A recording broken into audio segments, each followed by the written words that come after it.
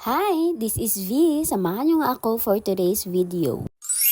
Bumabiyahe nga pala kami ni JR ngayon papuntang bahay. Bali, susunduin nga pala namin sila Angel at saka sila Auntie. Pupunta kasi kami ng Tibole kasi birthday ngayon ng aking kapatid. Yes guys, kapatid kong lalaki, yung nakakatandang kapatid namin. Pagkarating nga namin ng bahay ay naka-ready na sila para sa pag-alis namin. Bali, may dala nga pala silang damit na nakalagay sa eco bag. Ibibigay kasi nila ito doon kila mama. Alam nyo ba guys, kapag aalis kami ay hindi talaga sumasama sa amin si nanay. Ewan ko ba, taong bahay talaga itong nanay namin. Kahit anong pilit mo talaga kay nanay ay ayaw niya talagang sumama. Ina ba lang do hadlok madula ang balay niya? At habang naghihintay nga pala kami kila Angel ay syempre for the pa-cute-cute na muna ako dito sa salamin. Natawa pa nga kami dito ni JR kasi ang sabi ko sa kanya ay 6 AM dapat nakaalis na kami ng bahay. Pero tingnan nyo naman guys, 8 AM na hindi pa talaga kami nakaalis ng bahay. O diba, Filipino time. Nauna na nga umupo dito ang pamangkin ko kasi kanina pa talaga siya naghihintay na aalis na kami. Tingnan nyo naman guys, hindi na talaga maipinta ang mukha niya dito. Anong oras na nga kami nakaalis sa mga oras na yan? Kasi naman, alam nyo na talaga. Ang alas 6 nga ginistoryahan namon, nahimo na siya nga alas 8. Or diba, perte ka nami? Bumabiyahe na nga pala kami sa mga oras na ito. Kita nyo naman marami na talagang dumadaan ng mga sasakyan. Kasi nga, office hour na kami nakaalis ng bahay. Malayang malayo talaga ang oras na pinag-usapan namin sa pag-alis namin. O diba, ang bongga? Char, malalaman mo na talaga na kapag nasa Surala ka na kasi nga makikita mo itong round ball nila. Napaka-attractive tingnan. Kahit sino naman kasi ang dumaan dito ay talagang mapapansin talaga itong round ball nila. Shoutout nga pala sa mga empleyado ng Rian Surala brand. Fast forward, malapit na nga pala kami sa lugar na kung saan kami pupunta. Kapag kasi nadaanan mo itong tulay na ito ay talaga naman mapapasabi mo na ay ang lapit ko na talaga. Talagang talaga guys kasi kanina pa talaga naiiwit itong puwet ko. Hindi pa nga kami nakarating sa aming pupuntahan ay ito na talaga ang sumalubong sa amin sa daan guys. Kita nyo naman kung saan pupunta itong tricycle namin. Na-stress na talaga ako dito. Charot!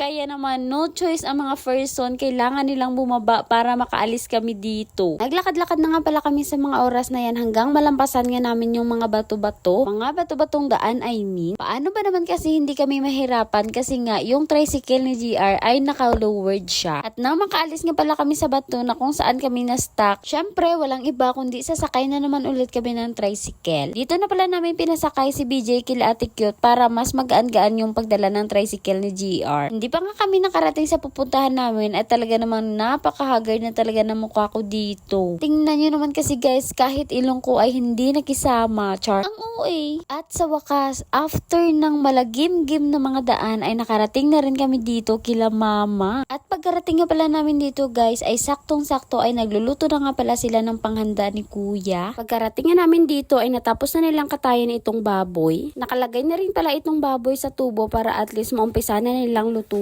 At naka-prepare na rin pala yung ibang mga ricados dito para at least madali na lang sa pagluto nila. Mabuti na yung nakahanda ang lahat para at least sa pagluto nila ay hindi na sila mahirapan. Itong pamangkin ko naman ay pagkarating niya dito ay for the surveyor ang person na ito. At ako naman ay for the pahinga na muna saglit kay Kapoy magbiyahe abi nyo lang. Konti lang naman ang handa ni kuya dito kasi kami-kami lang naman ang kakain. Bali sa rotonda sana siya maghahanda kaso ang nabili niyang baboy ay hindi nga mabiyahe doon. Bawal kasi ibiyahe ngayon ang mga karning baboy lalong-lalo na kapag ipapasok mo ito sa Coronadal City. Hindi pa nga natapos ang pag-slice nitong mga ricados kaya ako na lang muna ang nag-slice dito para at least matapos na rin at wala din naman akong gagawin kaya ito na lang ang ginawa kong libangan. Inumpisahan na nga nila sa pagluluto itong lechon baboy pero kita nyo naman ang tali nito. Nakatali lang naman ito sa dahon ng niyog o diba ang bongga. Hindi na nga sila gumamit dito ng uling kasi maraming panggatong dito kaya ito na lang yung ginamit nila para at least makakatipid ka na rin kahit sa uling man lang. Big shoutout nga pala sa lahat ng tumulong para sa birthday ng aking kuya. Maraming